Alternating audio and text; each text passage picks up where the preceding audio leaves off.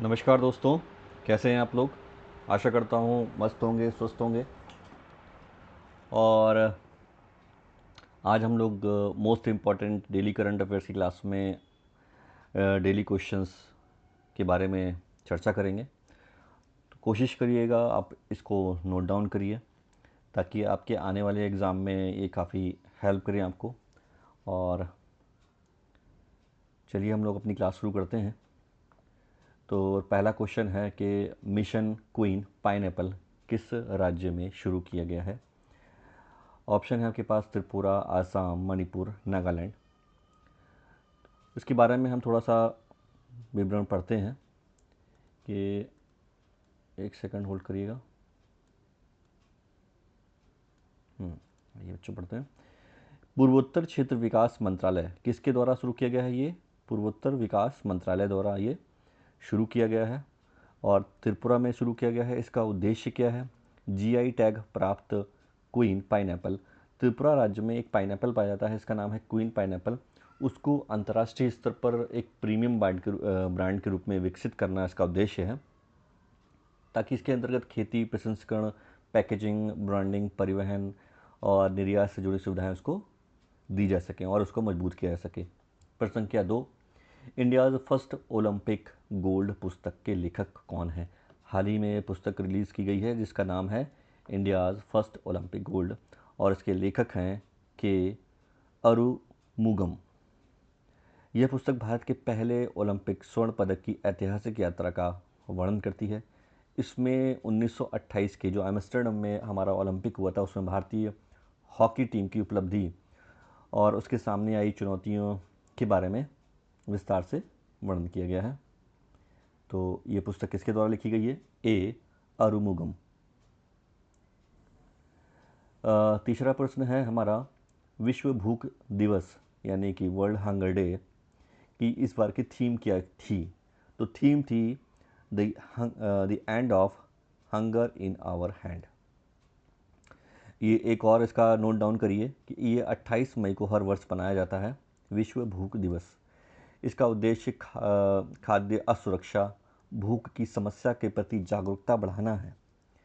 और इस बार की जो थीम थी यानी कि 2026 की, वह संदेश देती है कि भूख समाप्त करने की जिम्मेदारी हम सभी की है। इसके लिए सामूहिक प्रयास आवश्यक है। फोर्थ क्वेश्चन की तरफ बढ़ते हैं। आदर्श शहर समृद्धि योजना किस राज्य द्वारा शुरू की गई। तो किस राज्य द्वारा। छत्तीसगढ़ द्वारा शुरू की गई है। छत्तीसगढ़ सरकार द्वारा ये शुरू किया गया है।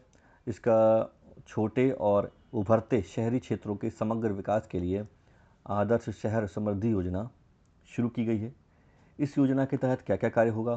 तो सड़कों, नालियों, स्ट्रीट लाइट, स्वच्छता जैसी मूलभूत शहरी सुविधाओं का इस योजना में विस्तार किया जाएगा। पांचवें क्वेश्चन की तरफ पढ़ते हैं। One stop multipurpose unified card बनाने की घोषणा किस राज्य ने की है। तो वो कौन सा राज्य है। तेलंगाना राज्य है।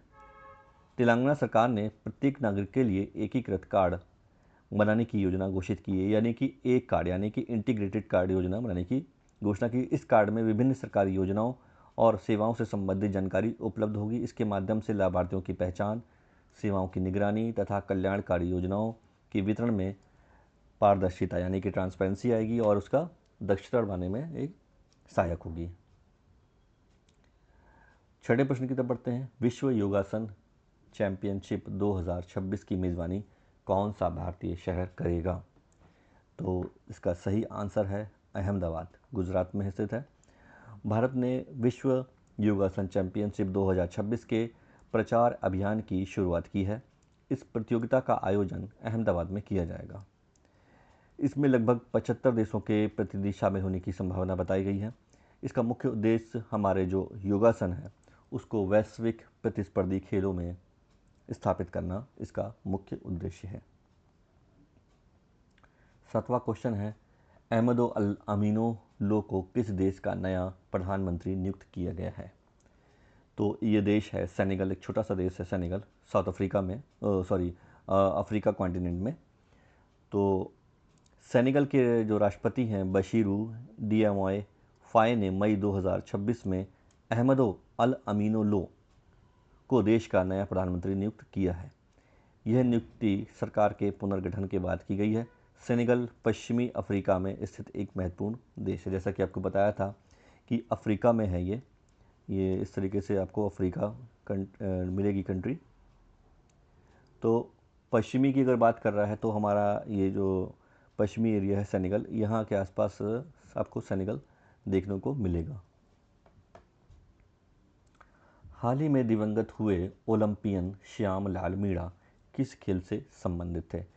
खेल से अक्सर प्रश्न पूछे जाते हैं और व्यक्ति के रूप में क्वेश्चन काफ़ी देखने को मिले हैं कि ये संबंधित व्यक्ति किस खेल से संबंध रखता है। इस तरह के क्वेश्चन आपको बराबर किसी न किसी क्वेश्चन सब उसमें एग्ज़ाम में आपको देखने को मिलेंगे ही मिलेंगे। तो ये हैं हमारे तीरंदाजी से। श्यामलाल मीणा भारत की पहली ओलंपिक तीरंदाजी टीम के सदस्य थे जिन्होंने 1988 में सियोल ओलंपिक में देश का प्रतिनिधित्व किया था। इन्होंने भारतीय खेलों में उनके अमूल्य योगदान के लिए वर्ष 1989 में अर्जुन पुरस्कार से भी इनको सम्मानित किया गया था। तो श्यामलाल मीणा जो थे वो किस खेल से संबंधित थे? हमारे तीरंदाजी खेल से। नवा क्वेश्चन है हमारे पास, चीन पाकिस्तान आर्थिक गलियारा, जिसको हम लोग CPEC बोलते हैं, काफ़ी चर्चा में भी रहा है। आप अगर न्यूज़पेपर पढ़ रहे होंगे तो आपने इसके बारे में ज़रूर पढ़ा होगा। किस पहल की प्रमुख योजना है?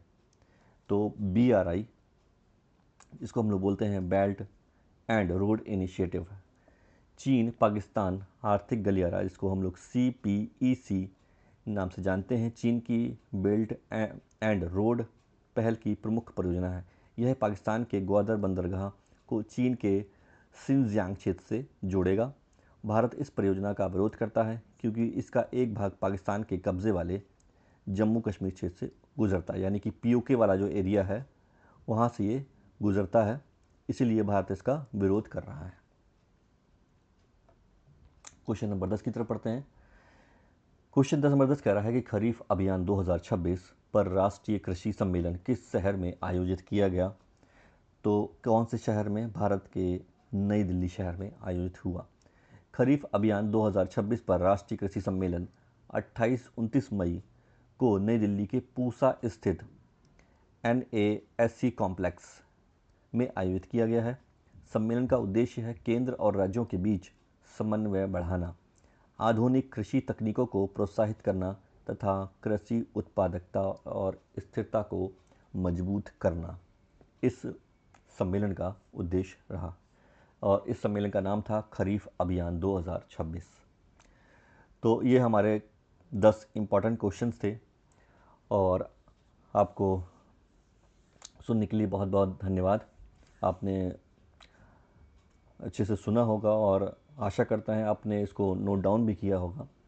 हम आपके सामने डेली इस तरह के 10 क्वेश्चन लाएंगे जो आपके एग्ज़ाम में करंट का जो से संबंधित प्रश्न आने वाले हैं उसको आप दिन ब दिन मजबूत करेंगे। और हमसे जुड़े रहिए और अपने करंट अफेयर्स को और मजबूत बनाइए ताकि आप अपने एग्ज़ाम को अच्छे से दे सकें। तब तक के लिए स्वस्थ रहिए, मस्त रहिए और अच्छे से पढ़ाई करिए। धन्यवाद।